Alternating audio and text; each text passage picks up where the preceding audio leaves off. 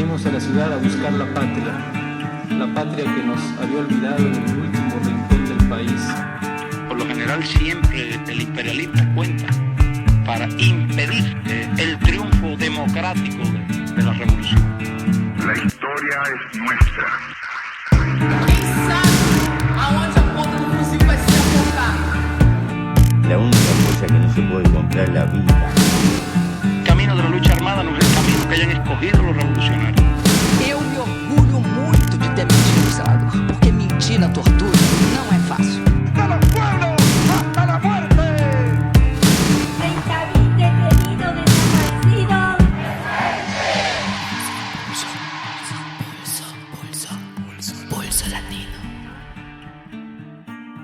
Saudações latinas! Estamos começando mais um programa do Pulso Latino. Eu sou Fernanda Paixão e hoje vamos falar sobre progressismo, o que foram os governos de esquerda e centro-esquerda da região.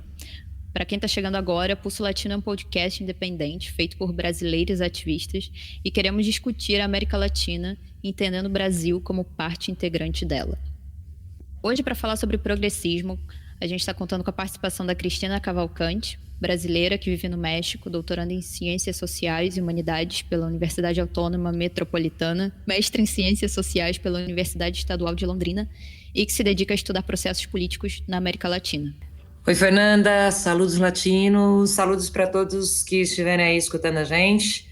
É muito massa ver esse projeto acontecendo e poder fazer parte dele, contribuindo aqui desde a Cidade do México. Boa, Cris. E contamos também com a presença do Venâncio Oliveira, escritor e economista, doutorando em Economia Política Internacional pela UNAM, Universidade Autônoma do México. E aí, Vê? E aí, saludos latinos, saudações a todo mundo aí que está acompanhando a gente, saudações Fer, Cris, e vamos nessa.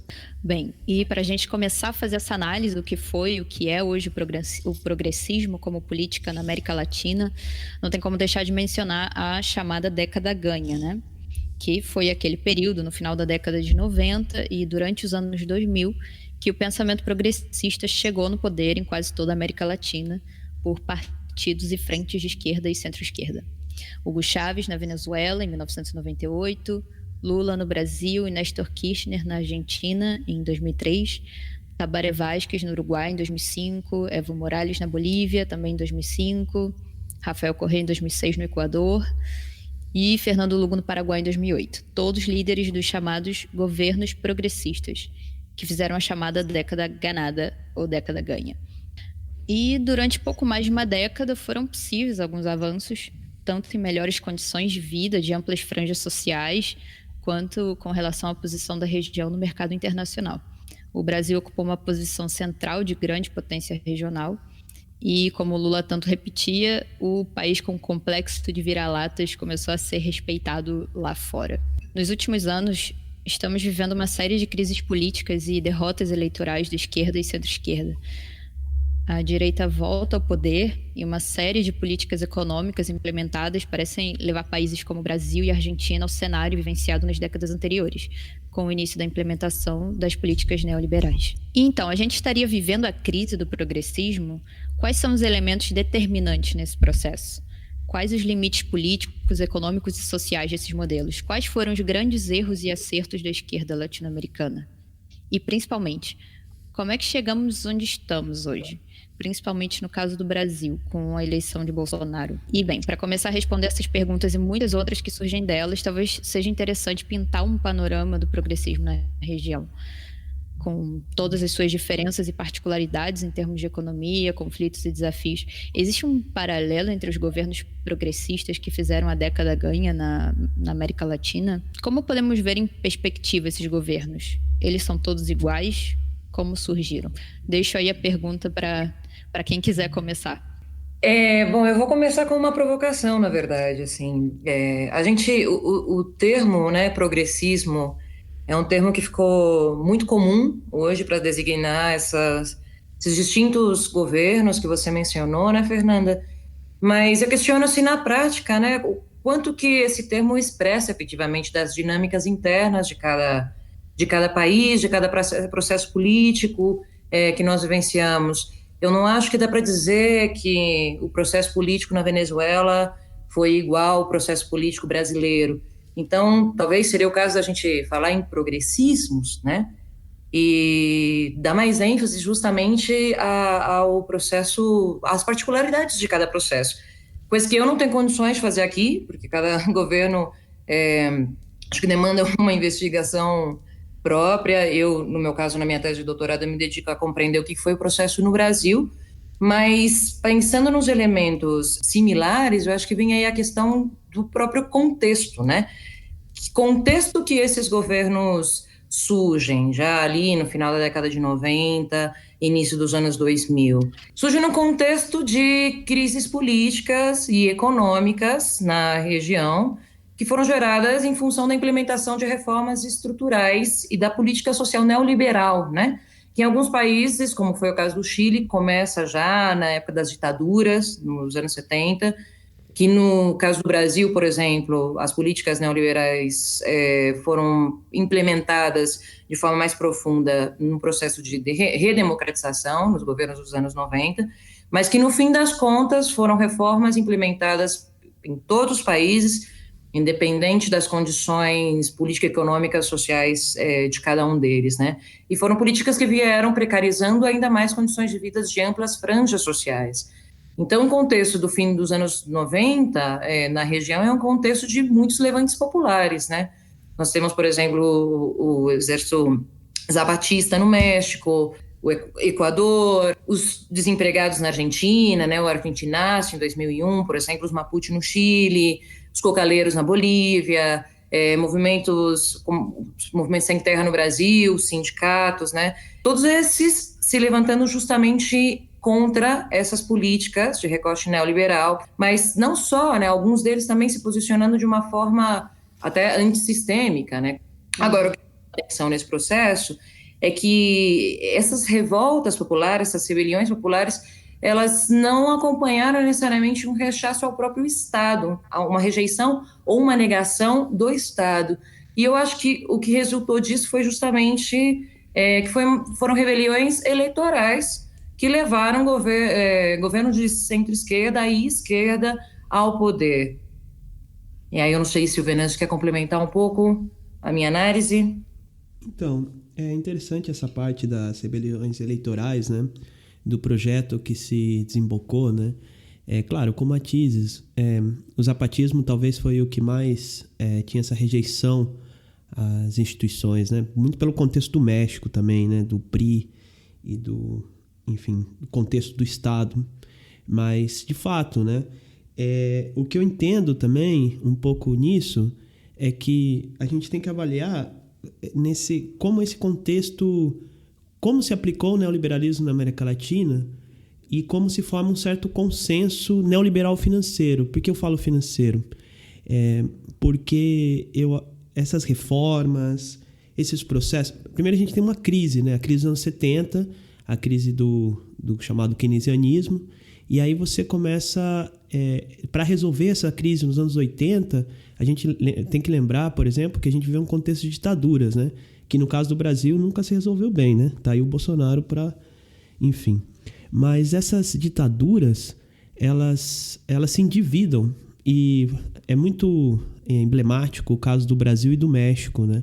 Que eles se endividam para continuar o processo de industrialização, o PRI e no caso o Geisel no Brasil, e quando a crise dos anos 70, né, pega mais forte, nos anos 80 com esse processo de redemocratização no Brasil, mas no México também já um questionamento do PRI, né, como partido único, tem a moratória da dívida, né? Essa moratória é feita por esses governos, né? Depois virou uma reivindicação da esquerda.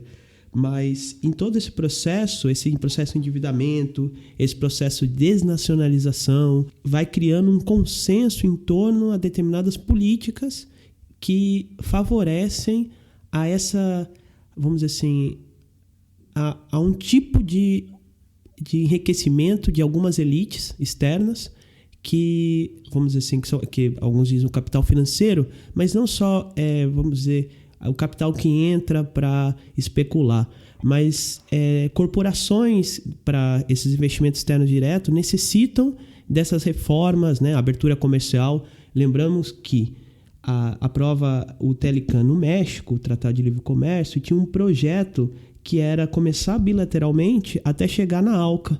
E o Brasil não chega nela, né?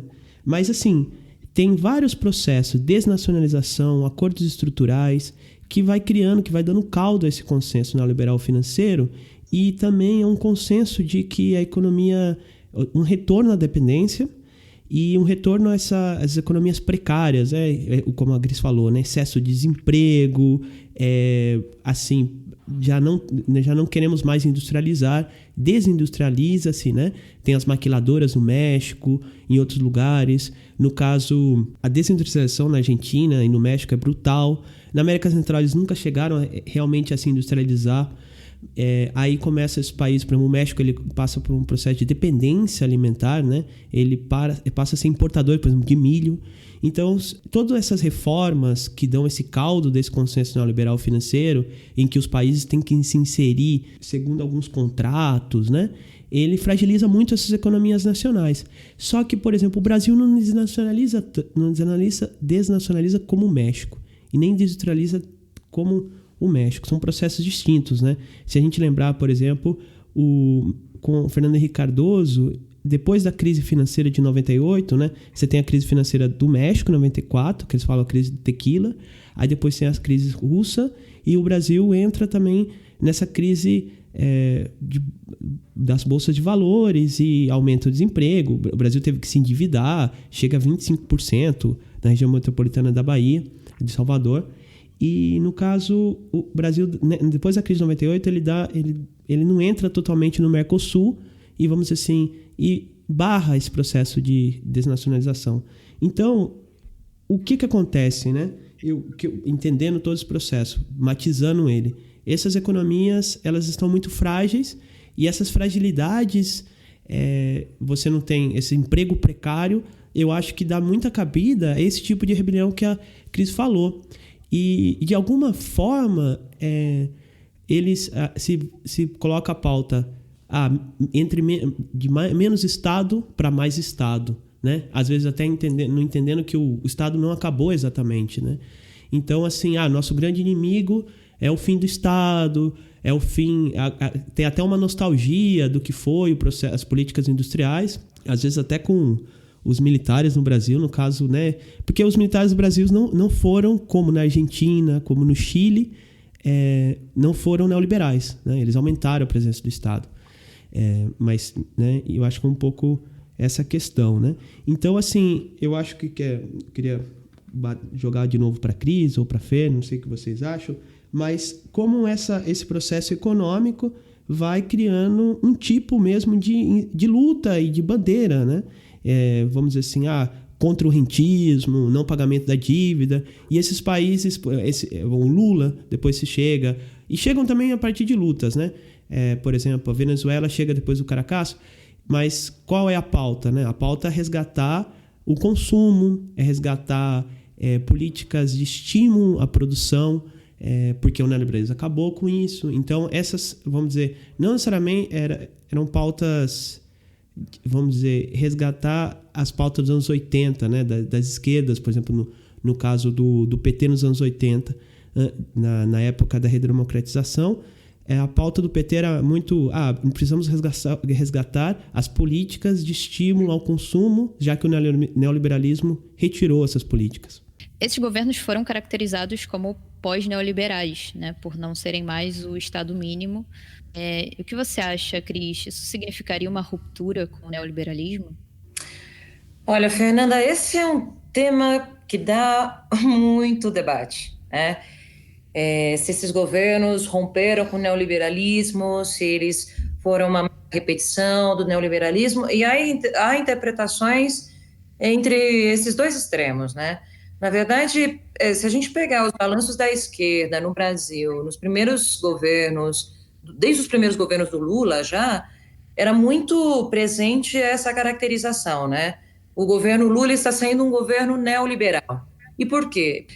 Então, assim, porque se a gente realmente analisar os governos do Lula, em termos macroeconômicos, ele manteve, né, a mesma orientação do governo do Fernando Henrique Cardoso, que era basicamente, né, a imposição do tripé macroeconômico, e metas de inflação, diminuição da dívida pública, garantia do superávit fiscal, reformas estruturais, e também manteve o discurso da modernização do Estado, né? E há vários elementos que realmente, analisando as políticas do governo Lula, levam aí a essa questão, né? Foi neoliberal ou não foi neoliberal? Mas para dizer se rompeu ou não, eu acho que a gente precisa primeiro discutir como é que a gente entende efetivamente neoliberalismo, né? Porque a maior parte das definições se prendem justamente a essas políticas. Então, eu vou dizer que o neoliberalismo é o Estado mínimo, e aí se aparece um governo que propõe que o Estado volte a intervir na economia com mais força, como foi o caso dos governos Lula e Dilma, a gente diz, então, que não foi neoliberal. Ou então, porque manteve a política macroeconômica dos governos anteriores, então é neoliberal. Eu, particularmente, busco compreender o neoliberalismo como um marco hegemônico em quase todo mundo hoje. Então, nesse sentido, para mim, os governos progressistas, eles não romperam com o neoliberalismo, porque o neoliberalismo é um marco de práticas político-econômicas que, na verdade, defende que o bem-estar deve passar para o livre mercado, para o setor privado, e o Estado, ele passa a ser um operador desses esquemas, mas isso não significa que necessariamente pressupõe a privatização da forma como a gente conheceu nos anos 90, por exemplo. Então, assim, se a gente entende o neoliberalismo para além dessas políticas que ficaram tão famosas como políticas neoliberais, a gente pode compreender o neoliberalismo como esse marco, né, que na América Latina se configura de uma determinada forma e que vai se moldando a partir de táticas e estratégias distintas. Por quê? Porque qual é o objetivo maior, né? É garantir. As reformas estruturais foram implementadas desde os anos 70 para garantir a livre circulação do grande capital na América Latina, né? Isso se mantém com os governos progressistas, ou pelo menos eu acho que é legítimo a gente fazer algumas diferenciações, por exemplo, quando a gente está falando de Venezuela, quando a gente está falando de Bolívia, quando a gente está falando de Brasil, porque realmente como o Estado em cada um desses países fez a articulação desse processo, é uma forma muito particular. Mas eu vou voltar para o caso brasileiro, que é o caso que eu tenho mais propriedade para falar, né, nesse sentido. É pós-neoliberal porque agora o Estado passou a dar políticas sociais e a garantir determinadas leis trabalhistas, direitos sociais, que antes estavam sendo retiradas dos trabalhadores, das classes populares. Acho que primeiro a gente precisa entender qual é a natureza, como é que funcionaram essas próprias políticas, né? Porque tem uma série de reformas que foram feitas com Fernando Henrique Cardoso, que com o Lula e com a Dilma não se voltou atrás em nada. A gente também teve reforma trabalhista com os governos do PT, né? A gente também teve uma série de reformas que foram tirando alguns direitos. Talvez a situação que a gente está vivendo hoje é tão assustadora com o governo Bolsonaro que a gente vai olhar com saudosismo realmente porque a gente teve antes, né? Mas não foi uma completa ruptura com o que a gente tinha nos anos 90. E eu acho que o grande erro de chamar esses governos progressistas e cair nessas caracterizações que são muito simplistas, né? É o oposto do outro, é esquecer justamente que a gente está vindo num processo e que é um processo que não só os governos locais ditam a ordem, né? A gente está num contexto de capitalismo mundializado, onde organismos supranacionais ainda determinam, têm um peso muito grande nas políticas locais. Então, assim, para finalizar um pouco meu raciocínio, eu também gostaria de escutar um pouco vocês dois, Venâncio e Fernanda, eu diria que não dá para dizer que esses governos romperam com o neoliberalismo, mas também não dá para reduzir neoliberalismo como políticas específicas, porque senão a gente não entende a dinâmica, as particularidades do próprio processo brasileiro. E aí eu gostaria de escutar o Venâncio nesse sentido, assim, de caracterizar um pouco o modelo político e econômico no Brasil, porque muitos vão dizer, por exemplo, que os progressistas foram todos neoextrativistas, né? E que houve desindustrialização em todos os processos, e nada mais do que isso. Mas eu vejo que no Brasil não foi exatamente isso, né? Nos governos Lula e Dilma, houve investimento, por exemplo, em política industrial. Como é que você vê essa questão, Venâncio? Então, eu gostei aqui da questão que você colocou, o tripé, chamou a atenção para o tripé macroeconômico, e para responder a tua pergunta, queria trabalhar um pouco essa ideia mais de consenso neoliberal financeiro para definir financiarização, porque eu acho que é uma coisa que às vezes se confunde muito, né? Para entender essa financiarização mais como um marco e menos reduzir a financiarização à questão dos juros da dívida, do rentismo dos juros da dívida, que não é isso, é uma estrutura, né? Eu gostei muito dessa tua exposição, Cris, porque eu queria pensar esse consenso neoliberal financeiro como um modelo macroeconômico em que algumas variáveis macroeconômicas, porque é um consenso porque é político, ou seja, não é natural, vamos dizer assim, é um consenso em que as ideias se apresentam como naturais, como senso comum. Se você estiver com elas, você está bem. Se você estiver fora delas, é como se você estivesse ficando louco ou não fosse moderno. Isso se apresentou agora na reforma da Previdência, os jornais passam muito essa ideia. Então, mas neoliberal financeiro na medida em que qual é o modelo? Você necessita, primeiro você precisa se inserir nessa economia mundial. Se você estiver fora dela, você vai, vai passar fome. Mas quais são as variáveis? Você precisa acumular reservas financeiras, porque você precisa ter uma taxa de câmbio flexível, que é o tripé, né? Você precisa ter uma taxa de câmbio, vamos dizer assim, instável, flexível e estável, ou seja, porque esses capitais internacionais, para entrar na economia, tanto para acumular nos mercados financeiros, ganhar e tal, eles precisam que a taxa de câmbio seja estável, com uma tendência para valorização, ou seja, para que eles possam ganhar depois com a desvalorização.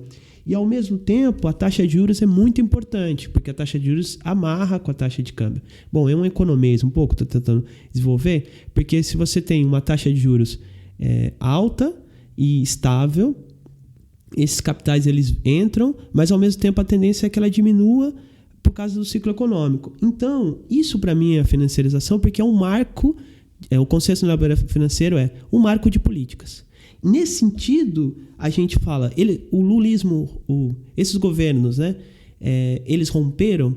Não romperam totalmente. Por exemplo, a gente pode pensar que você tinha uma retórica mais anti-imperialista no caso do Chaves, só que ele também acumulava reservas no caso dos petróleos, né, do petróleo. Então, esse estímulo à exportação de commodities, vamos dizer, e aí muitos autores amarram isso na questão neoextrativista.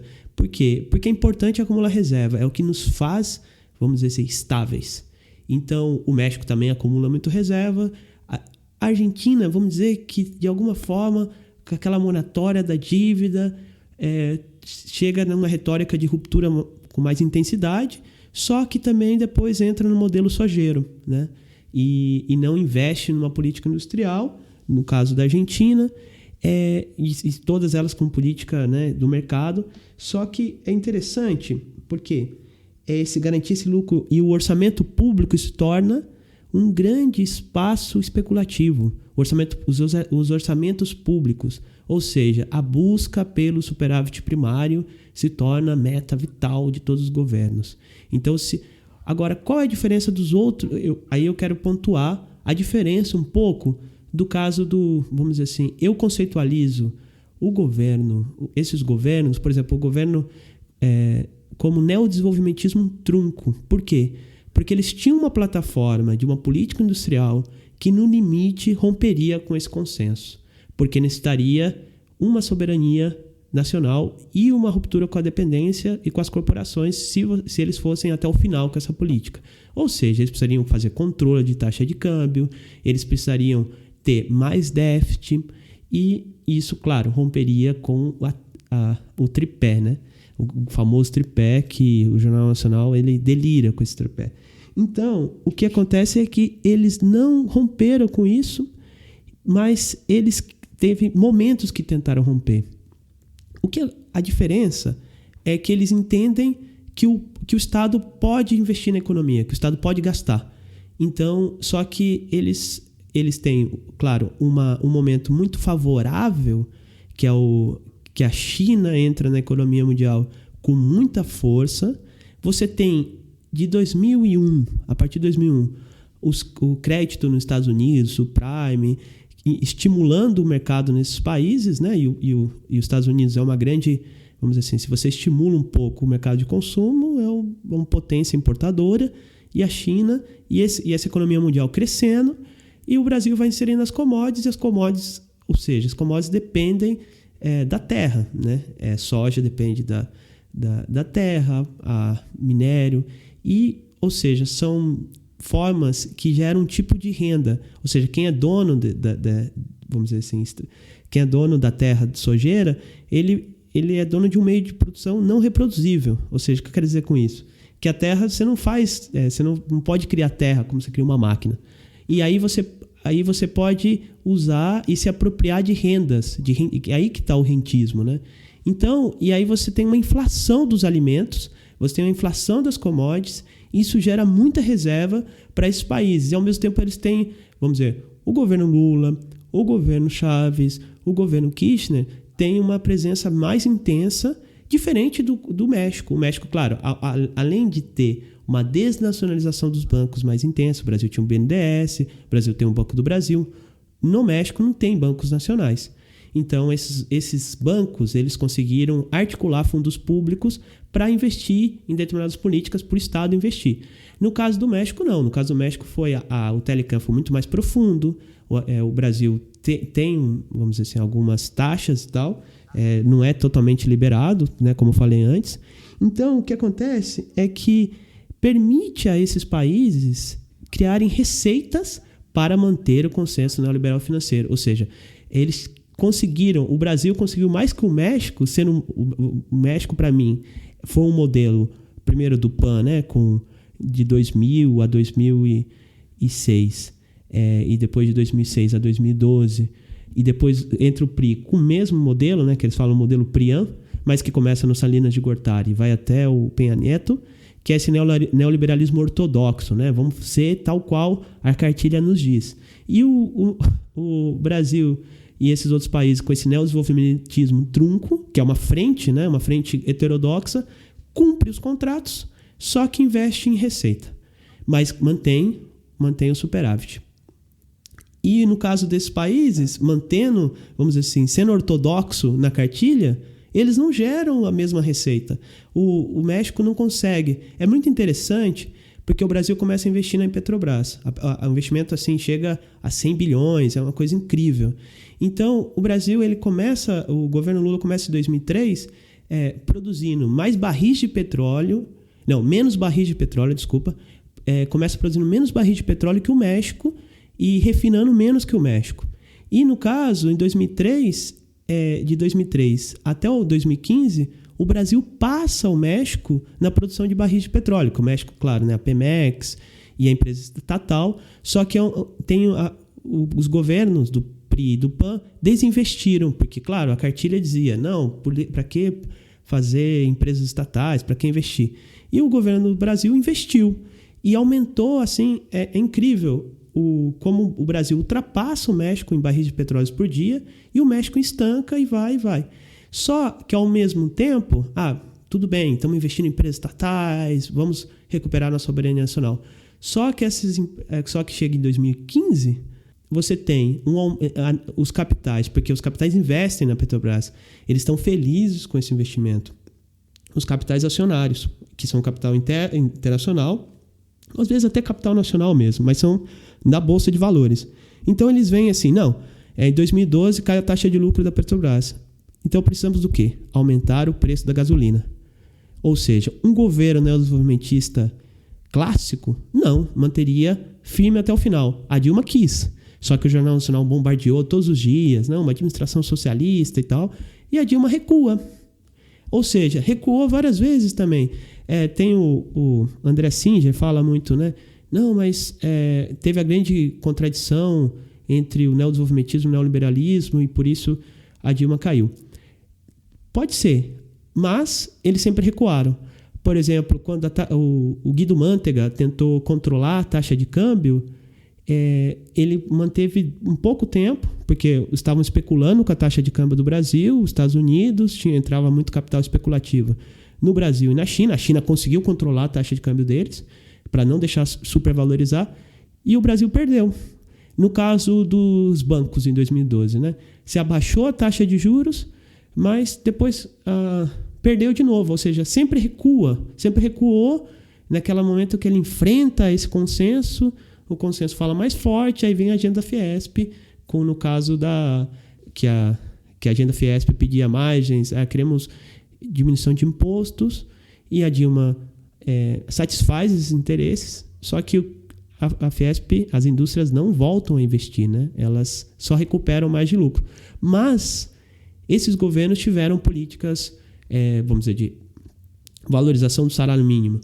Então você tem assim, é incrível comparar a valorização do salário mínimo de 2003 a 2015 no México com a do Brasil. A do México é totalmente estancada, a do Brasil cresce. E, de alguma forma, essa plataforma satisfaz interesses populares em países que estavam com desemprego, economia informal. Ou seja, essas pessoas, no investimento em construção civil, que foi o PAC, né, em 2007, grandes investimentos, e o PAC, onde é que pega o PAC? Construção civil. Construção civil, você pega uma grande parte da força de trabalho brasileira, precária, e das periferias, né? E você gera uma grande quantidade de emprego, valoriza o salário médio, e coisa que no México não tinha. No México você teve um estancamento do salário. Isso foi, e aqui é o neoliberalismo ortodoxo, mas esse neoliberalismo limiar ortodoxo é até ruim para a própria lógica deles, porque a acumulação do capital sempre muito estancada no México, o aumento da violência, e no Brasil, em 2010, todos estavam satisfeitos, né? Agora, só que você entrou em crise, a taxa de lucro caiu, e eles deixaram de estar satisfeitos com esse modelo, porque já não gerava, vamos dizer assim, os ganhos que esse capital internacional precisava, né? Enfim, acabei entrando aqui um pouco no economês, quero saber um pouco também o que a Fernanda está achando disso, né? Para desenvolver uma melhor ideia, se eu não estou sendo muito abstrato, muito economista. Não, tá super claro, é bom também a gente entender, né, um pouco desses conceitos de economia que, enfim, mas também queria entrar um pouco na questão, o que seria de particular nesses governos, já que a gente segue nesse marco neoliberal, o que restaria de particular, né, com a questão das políticas sociais também, como isso também se relaciona com alguns avanços, como você estava mencionando agora, como isso impacta no aumento, por exemplo, do salário mínimo, né? Ou esses governos só foram governos de aliança com as classes dominantes? Se a Cris também quiser falar um pouco sobre isso. Pois é, Fernanda, justamente a questão das políticas sociais é o que sempre ganha destaque quando a gente fala dos governos progressistas. E voltando até a ideia, né, a noção de pós-neoliberal, né, são essas políticas muitas vezes são utilizadas para justificar volta o protagonismo do Estado não só na economia, mas aquele Estado benefactor, né, o Estado de proteção social que garante algumas coisas, garante a inclusão dos setores populares nessas medidas, né. E eu acho que uma coisa que a gente precisa compreender no processo que antecede esses governos é como é que, justamente como o Venâncio apontou alguns elementos aí, né, falando como o neoliberalismo ortodoxo, ele não é bom por um longo período, nem para a própria lógica de acumulação do capital, porque a economia fica estancada, porque aumenta a desigualdade social, logo aumenta a criminalidade, violência, todos esses elementos. E o funcionamento do capitalismo exige também que o aspecto político, né, do processo se construam ambientes de coesão e, pelo menos, legitimidade, né? Isso é muito claro agora, por exemplo, com os discursos políticos que a gente tem em torno da reforma da Previdência, né? Ninguém vai apresentar o projeto como ele é realmente, né? Porque ninguém aceitaria Então você tem que construir toda uma série de justificativas, mas no fim das contas o discurso sempre é: isso vai garantir melhores condições de vida para a população, isso vai aumentar o número de emprego, então tirar direito beneficia em tal sentido, né? Esse era o mesmo discurso dos governos da década de 90. Só que chegou num momento que chega o extremo da coisa, né? Quando as políticas concretas elas passam a ser implementadas, efetivadas, e os resultados sociais disso começam a aparecer, surgem as crises econômicas, políticas e sociais, né? Então, na década de 90, o grande problema daqueles governos era justamente as chamadas crises de governabilidade, né? De uma série de crises políticas na região, e era necessário resolver isso para o próprio funcionamento do capitalismo. Então, eu gosto muito de uma tese que a Beatriz Stolovics, que é uma uruguaia, mas que vive aqui no México já faz bastante tempo, ela fez uma pesquisa muito interessante e o nome do livro dela é El Mistério del Pós-Neoliberalismo. O que ela tenta fazer é justamente desvendar o que vai ser essa etapa, esse progressismo, mas pensando desde os grandes núcleos de poder transnacional, né? E ela caracteriza isso justamente como uma estratégia uma tática dentro de uma estratégia de construção de legitimidade para resolver essas crises sociais. E aí é onde entra a questão da inclusão social de consumo. E por que eu estou falando disso? Porque quando a gente vê as políticas que foram implementadas por esses governos, e o caso do Brasil foi o caso mais propagandizado como o melhor exemplo de êxito, até pelo Banco Mundial, pelo FMI, elogiado aí, né, em função do Bolsa Família, todas essas políticas de inclusão social que, sim, desde o ponto de vista prático da coisa, ninguém vai negar que a diferença que faz receber um benefício desse na vida de uma pessoa que vive em condições de extrema pobreza. Mas eu quero analisar a questão desde o ponto de vista político. E aí o que eu quero fazer um paralelo é as formulações que o Banco Mundial fazia, por exemplo, no final já dos anos 90, em função de qual que deveria ser o papel do Estado e como deveriam os governos atuarem na questão da inclusão social para resolver essas crises. E como, desde o ponto de vista político, é muito parecido com o que esses governos fizeram, principalmente no Brasil.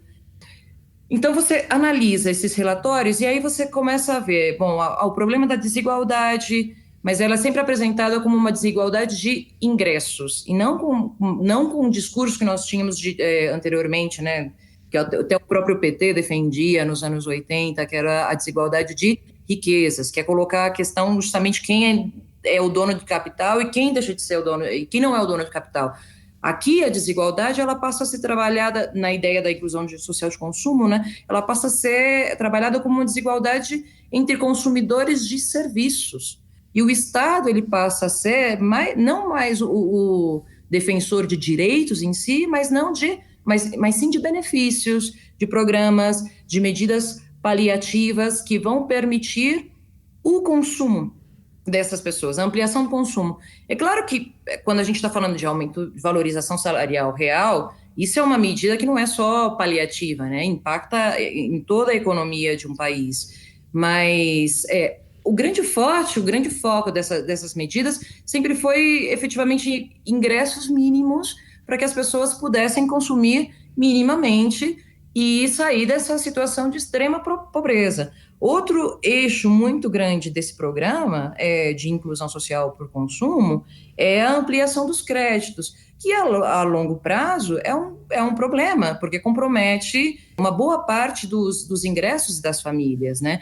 E desde o ponto de vista político, pensar, você deixou de falar de categorias que antes eram parte do discurso político da esquerda, como a categoria de classe, né? Falar de desigualdade de classe. E aí você deixa de falar a classe trabalhadora e passa a falar do pobre que precisa comer.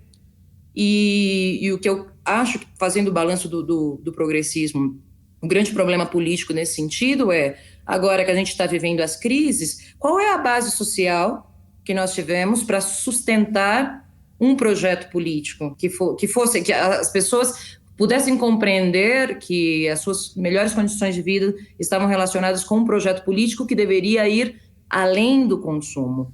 no geral, as pessoas seguem apáticas porque elas não foram incluídas politicamente, elas tiveram umas melhores condições de vida em função do consumo, mas não houve democracia participativa, né? Não houve uma politização justamente da pobreza. Há o contrário, um processo de despolitização dessa pobreza no discurso, né? Quando eu passo a tratar esse indivíduo, ou cidadão, a ideia justamente de cidadania, como a inclusão no consumo mínimo, né? O Lula sempre dizia nos seus discursos, né? Agora a gente deixou de ser cidadão de segunda classe, passou a ser de primeira. Por quê? Porque agora a gente come carne todo dia, porque agora a gente anda de avião e porque agora a gente tem carro.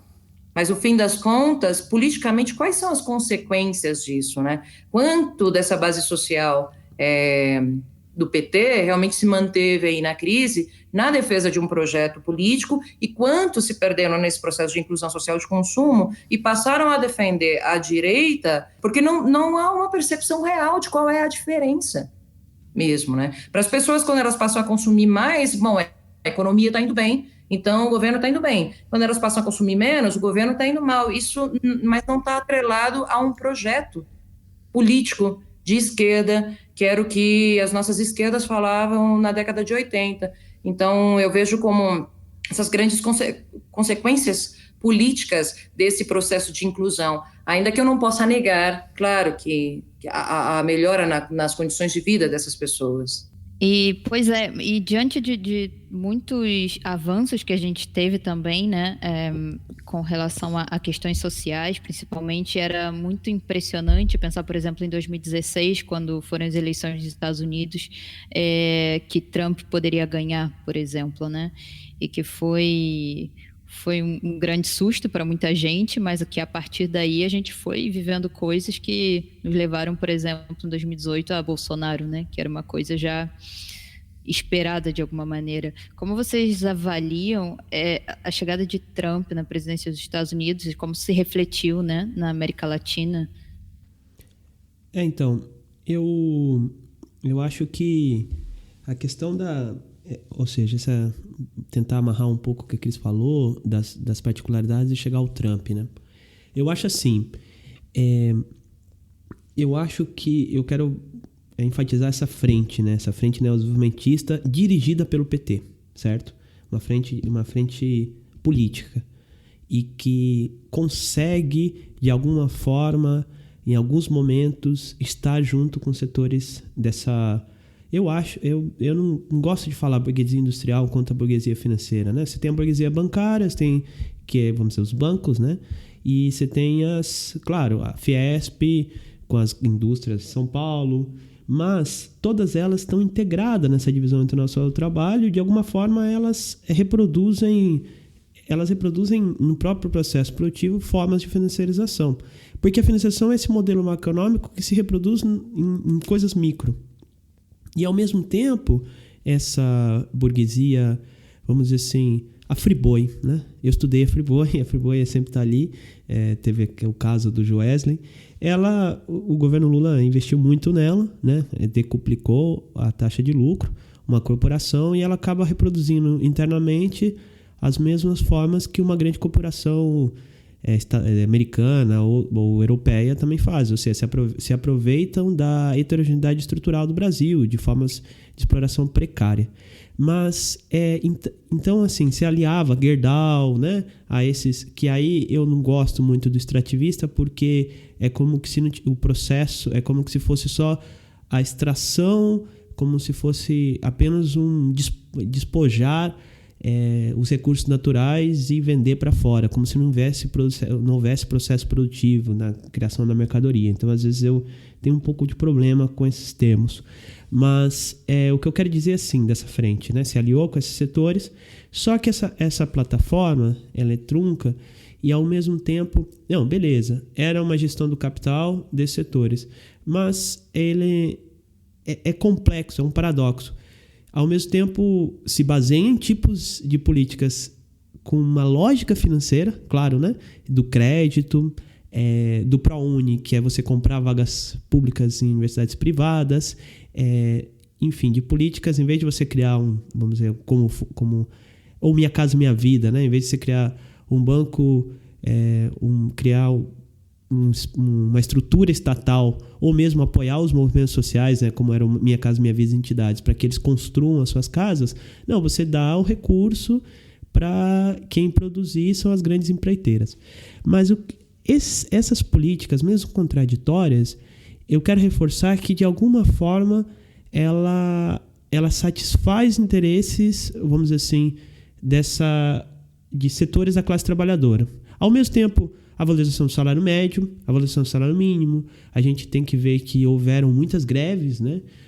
Antes até de 2013, e a classe trabalhadora tem um avanço no governo Lula. Satisfaz alguns interesses históricos, né? Claro, né? Da forma desse reformismo fraco. Mas as cotas, né, na universidade, essa questão histórico, né, do nosso problema escravocrata, ou mesmo foi nessa época em que os movimentos, né, identitários, eles começam a ter um certo ascenso. Então, esses setores, eles se tornam, quero dizer, que essa frente, essas políticas, mesmo caindo, menos sendo apropriada para acumulação de capital, ela resultou em algo positivo para os setores, né, os subalternos, como dizia o Gramsci, que foi um ponto positivo a entender uma coisa talvez que resgatou, que é a importância da segurança social, né, que o SUAS, né, o Sistema Único de Assistência Social, entender que, ou seja, se você não resolve o problema da pobreza só gerando emprego, né? Claro que gerar emprego é importante, mas você tem uma extrema pobreza que você tem que ter uma política de assistência social importante ali.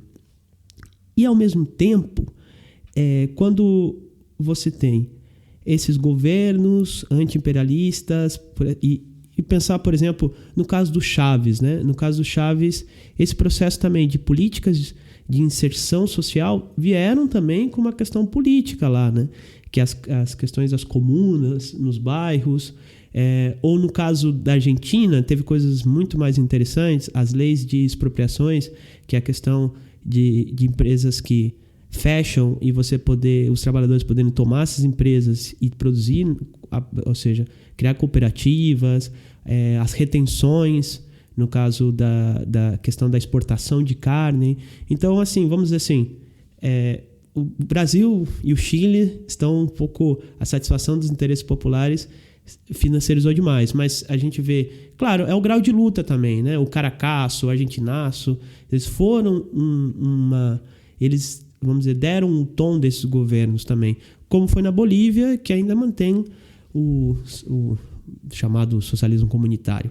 A questão é que porque eu estou colocando esse ponto, vamos dizer assim, que a contradição principal foi esses governos, aí você começa a ter a crise econômica de 2008, tem uma reverbera muito, vamos dizer assim, um discurso anti-establishment, ou seja, anti-status quo.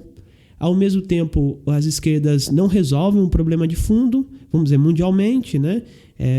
Vamos sair um pouco da América Latina para chegar no Trump, né? Os movimentos, né? Essas grandes rebeliões em 2013, mas também na Espanha, a tomada da Praça, o Egito, as esquerdas não conseguem ter um programa que satisfaz isso e, ao mesmo tempo, se mantém a mesma forma de, vamos dizer assim, essas organizações transnacionais decidirem ou seja, o que diz o Hobsbawm, essa democracia socavada pelo que se decide no FMI. Você vota no cara, mas quem está decidindo são os corredores do FMI, do Banco Mundial e coisas assim. Então, você tem... porque tem a questão dos valores. O que eu quero dizer, assim, de alguma forma, por mais que foi apropriada pelo capital, alguns valores que essa frente neodesenvolvimentista, principalmente pensar políticas sociais, políticas de inserção, trouxeram, vamos dizer assim, resgataram, e Só que, ao mesmo tempo, havia uma crise de establishment no mundo, né? E essas ideias conservadoras, e ele diz, vamos dizer assim, esse liberalismo cultural é o que está fazendo a gente perder o nosso emprego, pensavam os americanos lá nos Estados Unidos. Ou seja, são os imigrantes, há como uma ideia de uma crise. Aí você vem a crise econômica em 2015, a crise mesmo nos Estados Unidos. De alguma ideia era como se a crise econômica adviera de uma crise moral dos costumes, por causa do liberalismo, desse multiculturalismo. E eu acho que a vitória do Trump, que foi acirrada, né? Lembramos também, nenhum desses governos tem uma hegemonia completa, mas, ou seja, ganha assim como o Lula ganhou em 2002, né? Ganhou com moral, assim, ou depois de 2006 com mais força. Essas ideias conservadoras, elas ganham terreno, elas se fertilizam, né? E elas resgatam formas ultraliberais. Então, o problema é o socialismo. Ou seja, o Trump vem, reforça esses valores conservadores, autoritários, antipopular. E aí, o que acontece? A grande contradição principal se torna as políticas sociais, as políticas de inclusão. E aí, o que o governo, naquele momento, o governo Dilma faz? Ele continua tentando satisfazer os interesses dos capitalistas, só que na luta social, reverberando essa luta, esses impactos internacionais, dessa nova onda desses valores conservadores, MBL vem para a rua, dizia, não, tá tendo crise econômica porque esse governo rouba, porque esse governo é um governo imoral, porque esse governo é um governo, né, que quer deixar a nossa criança tudo viado, essas coisas bem horríveis, né, homofóbicas. Então, é uma doideira, desculpa usar esse termo, mas porque, imagina, em 2015 teve um ajuste fiscal neoliberal e os neoliberais diziam que esse ajuste fiscal era socialista. Que doideira, né? Tipo, não tem lógica. Então eu entendo que o Trump, ele reforça valores e ele reforça o caldo. E lembramos também, né? Tem muitos estudos, a Cris também sabe muito sobre isso, mas que esses movimentos de extrema-direita, eles têm financiamento de think tanks desses setores extremamente conservadores, né? Desses setores, ou seja, é mais do que uma coisa fortuita.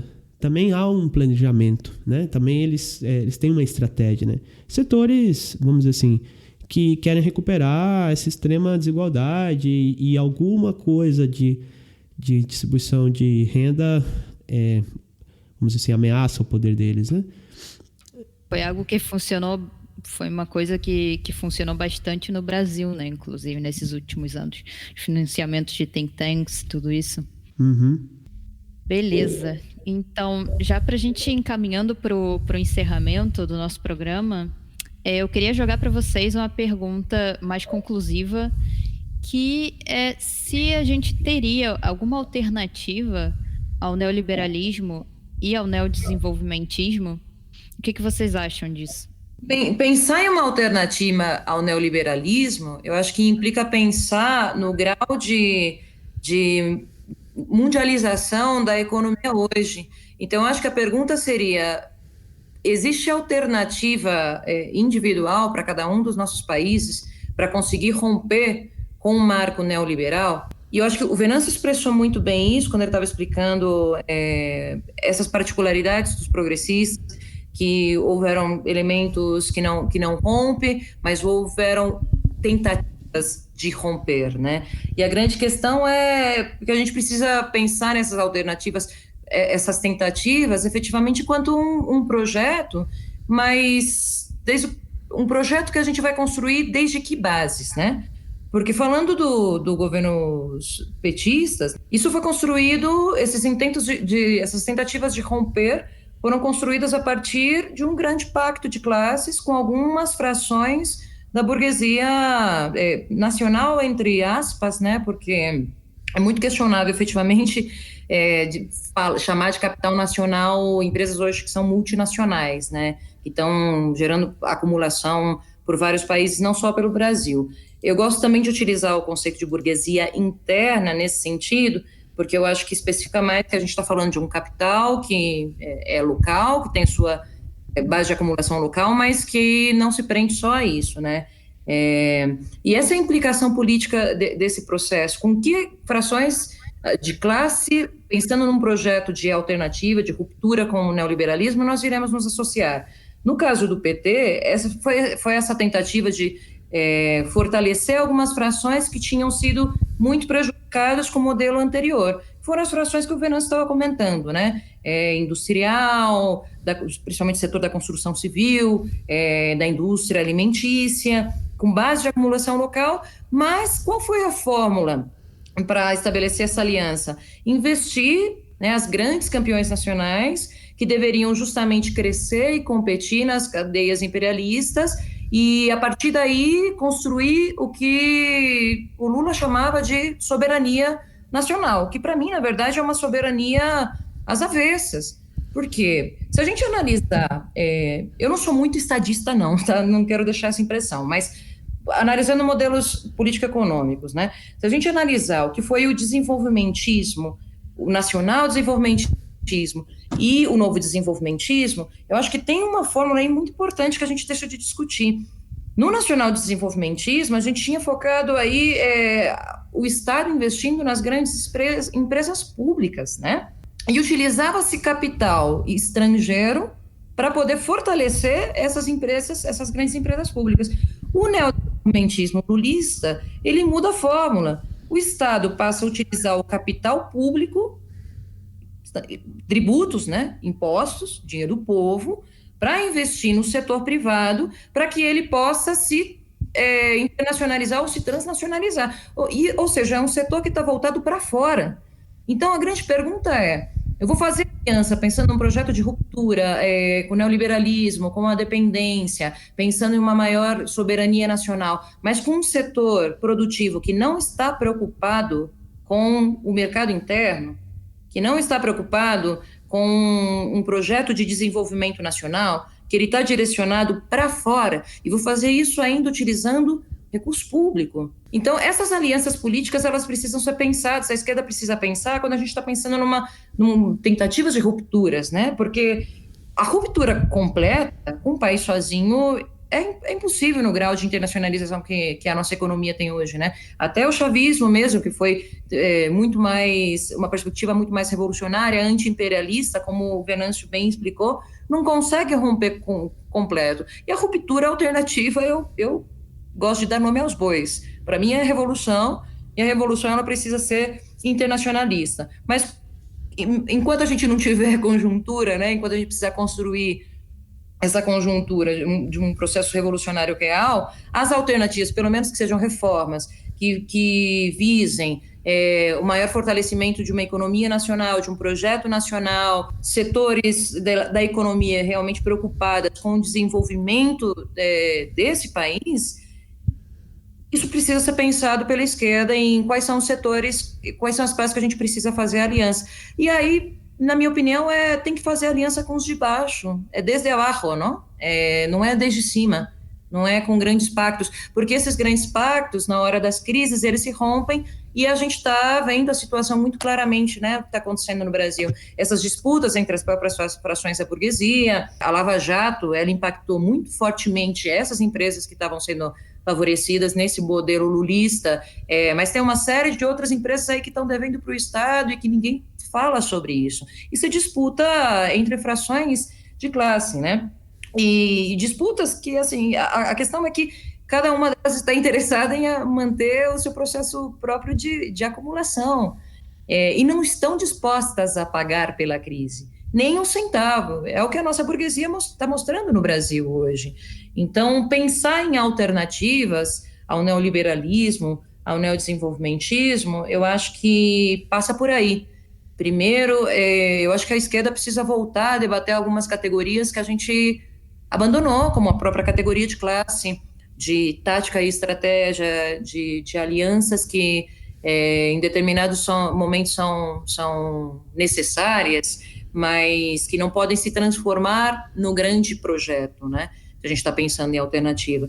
Sem falar assim, isso é uma análise mais do ponto de vista político, né? Mas sem falar dessas alianças, né? Mas sem falar em questões que eu acho que também precisam ser discutidas, que a nossa esquerda hoje latino-americana, ela está muito presa ainda no modelo de desenvolvimento, que na minha opinião é um modelo de desenvolvimento conservador. Está no meio, né, numa conjuntura de crise ambiental fortíssima e que a gente já não sabe, a gente já está aí nos 11h59 minutos, né, quase partindo para o fim do mundo, e a esquerda ainda não está tomando com seriedade discutir projetos de economia alternativa. A gente ainda está preso no nacional desenvolvimentismo dos anos 30, e isso tem consequências, porque a gente não vai conseguir reproduzir aquilo que a gente já teve. A gente precisa pensar nas condições estruturais, materiais que a gente tem hoje, o que está dado no nosso tempo, né? E pensar em construir algo novo, efetivamente uma alternativa ao neodesenvolvimentismo. Então, eu achei muito interessante a forma como a Cris sintetizou a questão aqui, até tirou algumas coisas que eu ia falar, porque eu acho que falou muito bem, e que bom, na real, porque a gente vai conseguindo ser mais sintético. Acho que ela sintetizou muito melhor do que eu ia falar algumas questões, principalmente da questão da dependência e da questão como esse desenvolvimento, essas soberanias avessas. Eu gosto muito desse tema. Eu acho assim, o modelo desenvolvimentismo trunco, neodesenvolvimentismo trunco, não rompe totalmente com o consenso neoliberal financeiro e, principalmente, ele mantém a dependência.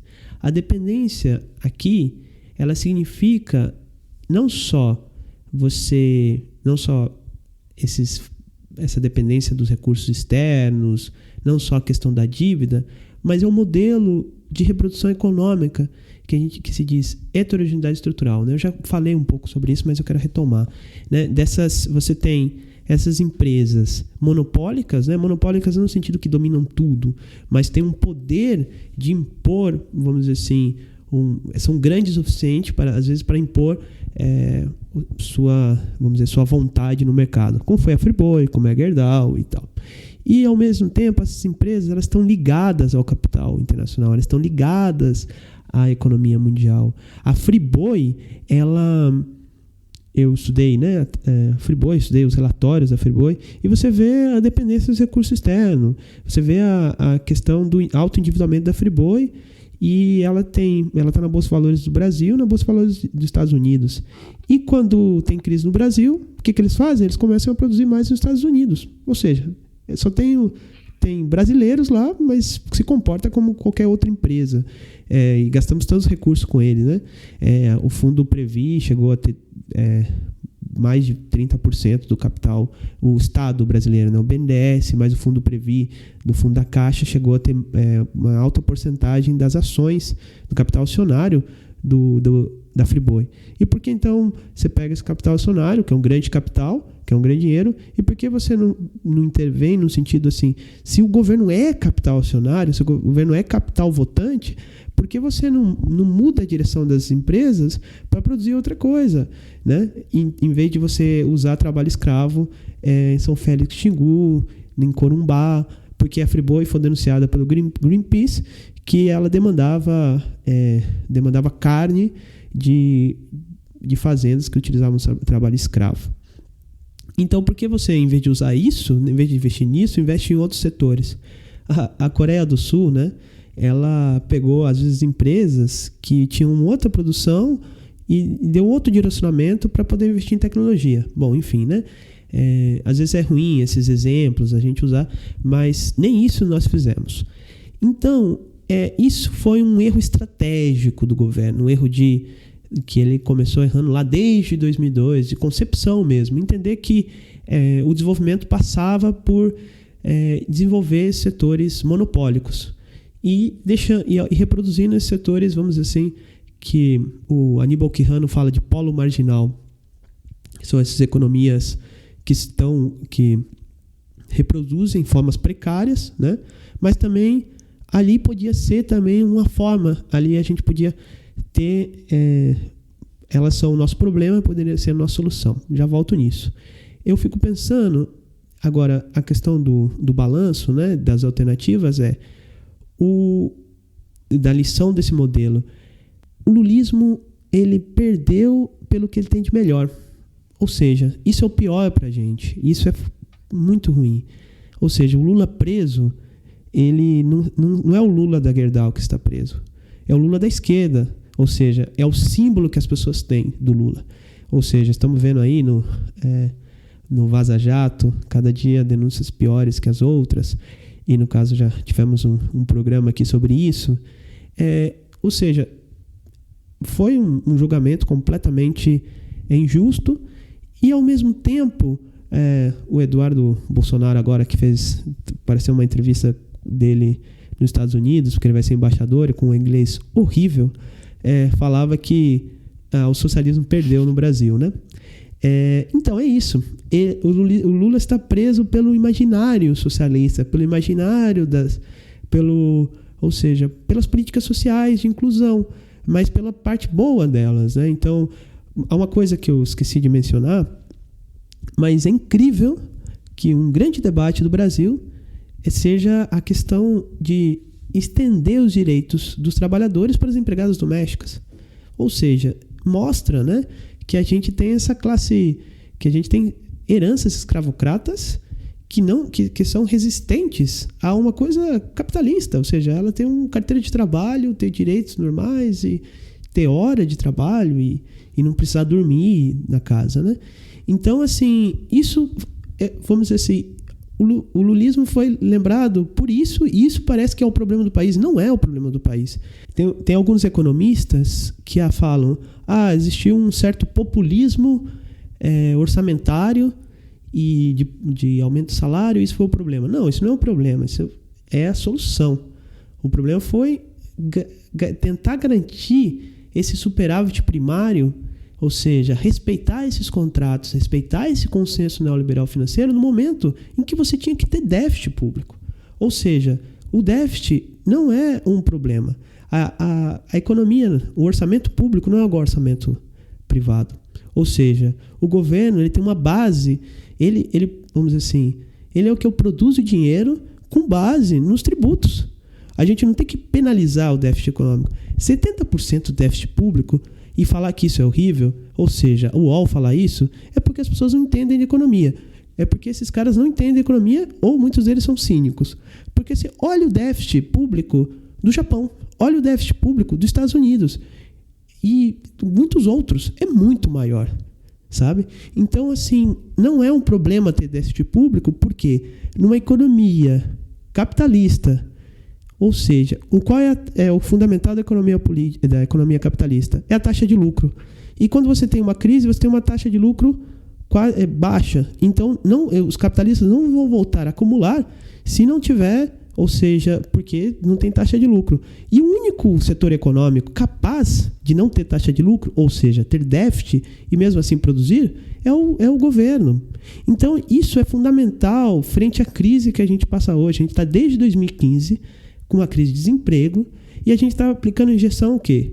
Mais superávit que não chega ao superávit, ou seja, mais uma busca idealista por um superávit que aumenta o déficit. Ou seja, as reformas do Temer, o teto de gastos, vai lá no orçamento público e vê, não aumentaram o nosso superávit, aumentaram o déficit. Por quê? Porque deprimiram a economia. E se a economia deprime, se produz menos e tem menos receita e vai aumentar o déficit. Aí você vem com a grande reforma da Previdência, colocar muitas pessoas, velhinhos, que não vão se aposentar, que eles continuam na força de trabalho, vai aumentar o desemprego, não vai gerar esse superávit da Previdência, porque essas pessoas não vão trabalhar formalmente, então você vai aumentar o déficit. Ou seja, não é uma solução isso aí. Claro, para os especuladores, você tem um fundo de pensão para acumular esse dinheiro que gera dinheiro, isso para eles é bom. Mas, ou seja, o déficit não pode ser penalizado, então a gente tem que fazer uma disputa em relação a isso. E resgatar o que é de melhor do governo, ou seja, o que de melhor foi o lulismo, esse neodesenvolvimentismo, nessas políticas, ou seja, defender os valores, esses valores dos programas sociais de inclusão, das cotas, que isso não é ruim pensar nisso, né? Ou seja, empregada doméstica ter direitos é bom, foi positivo. Então, só que são demandas imediatas frente à crise, é necessário recuperar o emprego, é necessário ter um patamar também, resgatar, porque o político é importante. Essa frente neodesenvolvimentista ruiu. O PT tem que fazer um balanço, olha, gente, não deu certo. Então, mas o PT também não deve ser criminalizado, né? Tem outras forças políticas e que está se apontando, né? São várias, teve o 14 de junho, a greve geral, com um patamar amplo de unidade, e essas forças políticas, essa esquerda, resgatar um projeto popular mesmo, né? Ou seja, não o bloco deu sozinho do Ciro Gomes, que para mim é uma certa malandragem, que é essa coisa, eu sou o nacional-desenvolvimentismo, como se a esquerda, como se não existisse política industrial possível sem estar nesse modelo do bloco deu sozinho, porque o Ciro Gomes tem algumas reticências em relação à reforma da Previdência, mas ele acha interessante capitalização, enfim. E também teve uma atitude completamente egoísta no meio das eleições, de ir lá viajar no meio, né? E essa coisa, alimentar o certo antipetismo. Não, a gente tem que resgatar as forças progressistas, o que há de melhor no PT, mas claro, com todas as forças progressistas do país mesmo, né? Com a esquerda, mas com um programa. Mas esse programa a curto prazo significa é necessário recuperar o emprego, é necessário um programa social. O Brasil está com desemprego, tem pessoas jovens tendo que voltar para a casa dos pais, viver de 30 anos, ou seja, que já não tem emprego. Então, o emprego é imediato, é essencial. Isso é tático, mas é necessário resgatar um modelo, pensar, aqueles colocou aí, né?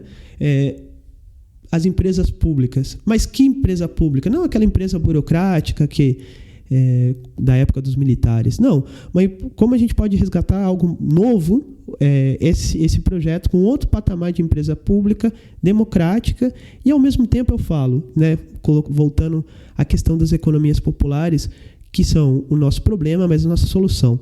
Ou seja, só vamos poder desenvolver ter uma soberania.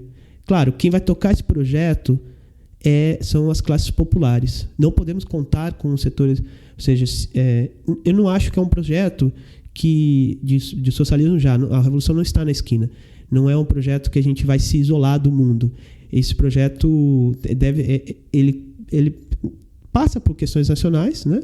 Porque não dá para a gente conseguir criar uma revolução simultânea na América Latina, mas ele convoca, né, os povos latino-americanos por um projeto. Mas, ao mesmo tempo, pensar que quem vai ser o esteio, quem vai cumprir essas tarefas populares, são as classes, são os subalternos, né? Mas resgatar essa economia, investir nessa economia popular, é pensar empresas públicas e esquemas comunitários. Por exemplo, construção civil. Construção civil foi uma tristeza ao Minha Casa Minha Vida entidades, que era dinheiro para os movimentos sociais construírem e desenvolverem cooperativas produtivas, que não é só a economia solidária como a economia da pobreza.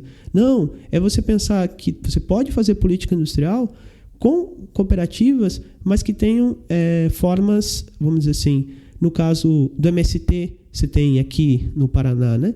O Leite Terra Livre, ou seja, formas de cooperativa em que você resgata, você investe nessas economias populares, em que nessa economia popular, o recurso principal é a força de trabalho, só que elas sempre têm ausência de recursos econômicos, né? De recursos técnicos, de máquina, como o governo poderia investir nisso, né? E, enfim, só para finalizar, eu acho que é um pecado, para usar um termo cristão, desse modelo foi a falta de protagonismo popular, tanto político como econômico. Esse namoro do projeto com essas pautas neoliberais. Em 2015 não era para fazer ajuste. Temos que fazer uma disputa com a ideia do Estado, de que numa crise o ajuste apenas gera desemprego, que o déficit econômico é o que levanta a economia. Numa crise tem que defender emprego, direito e segurança social. Aqui você coloca o próprio modelo. Ora, é importante as empresas públicas e comunitárias com uma política industrial e tecnológica, e a Petrobras deixou de investir ainda em 2012. Ou seja, a Petrobras temos que defender a Petrobras. O Guedes quer privatizar tudo, até a casa do presidente. Privatiza sua casa, né? Então, mas a Petrobras, por que a Petrobras, você não investe, recupera a Petrobras e torna a Petrobras mais do que uma empresa de petróleo em desenvolver novas tecnologias. Ou seja, né, o que a Cris colocou, né, não só uma política industrial destrutiva do meio ambiente, mas que repense e planeje outras formas de inserção, outras formas de produção. Bom, gente, obrigada pela participação, Venâncio e Cris. Eu acho que esse papo foi super importante para a gente pensar a situação hoje, não só do Brasil, mas da América Latina e todo o processo que a gente está vivendo, dessa ascensão terrível da extrema-direita e da direita na região. Acho que rende outras conversas para outros programas do Pulso Latino. E a gente se vê numa próxima. Obrigada, Cris e Venâncio. Obrigada a você por estar aqui mediando essa conversa entre a gente. Obrigado aí, Venâncio, companheiro de velha data, seguir esse debate aqui. Foi muito bom. E espero que a gente possa encontrar aí novamente algum outro tema, algum outro episódio do Pulso Latino. Foi um prazer. Tchau, tchau. Obrigado, Fê. Obrigado, Cris. Foi muito bacana estar nessa tarde de domingo com vocês conversando sobre isso. Espero que, enfim, avançamos mais, né, nessa toada aí e reverter esse processo esse longo inverno que a gente vive. Muito obrigado, saludos latinos, obrigado a quem está assistindo a gente e a gente se vê no próximo Pulso Latino. Obrigada por compartilhar os conhecimentos de vocês e a investigação que vocês estão fazendo. Obrigadão, gente. Até a próxima.